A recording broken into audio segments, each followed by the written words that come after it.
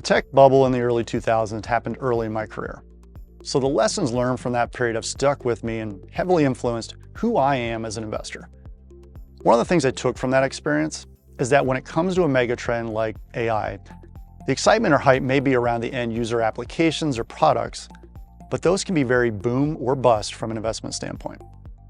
Amazon eventually ended up being a huge home run in sustainable business. But for every Amazon, there were countless failed website-based businesses like Pets.com, Webvan, iVillage, and my personal favorite, Snowball.com. And I still scratch my head on that one.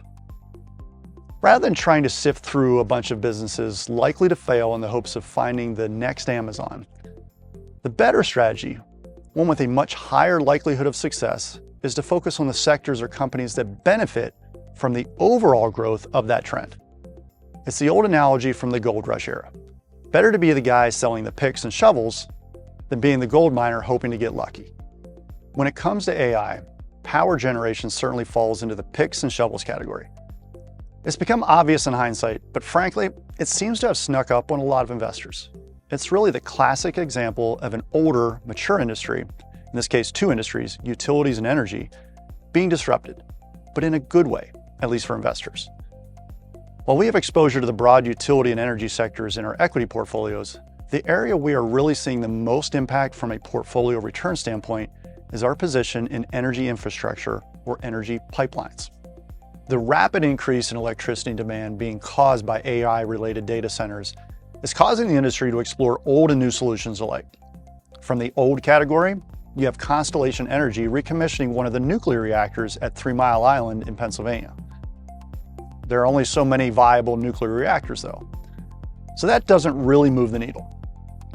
The most viable solution, one that best meets the need for speed and scale, is more natural gas power plants. Of course, where there are more natural gas power plants, there's going to be the need to get natural gas to where it needs to be. And that is where the energy pipelines come in, and why the returns in this space have been so impressive. To be fair, we've been long-term investors in energy pipelines and certainly didn't make the investment years ago with the idea or expectation that it would benefit from AI. Rather, we saw a steady, cash flow generating industry with high barriers to entry and cheap valuations. Even with the big gains last year and really over the last few years, enterprise value to EBITDA valuations for pipeline companies are still below their historical averages. So we continue to like this space, with or without AI. Being a value-oriented investor requires a lot of patience and a basic acknowledgement that cheap assets can remain cheap for long periods of time. Sometimes simply being cheap is enough of a catalyst. Other times, something else comes along to be that catalyst and unlock upside potential. In the case of energy pipelines, AI has been that catalyst, and I'd like to think it's both a bit of luck and skill that we are now benefiting from it. Luck in that we didn't invest in the space because of AI, but skill in that we saw an industry with attractive valuations and had the patience to stick around long enough to see the catalyst unlock the potential upside.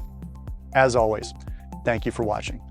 If you have questions or would like to talk about your personal wealth management needs, please contact us at the number or email shown at the close of this message.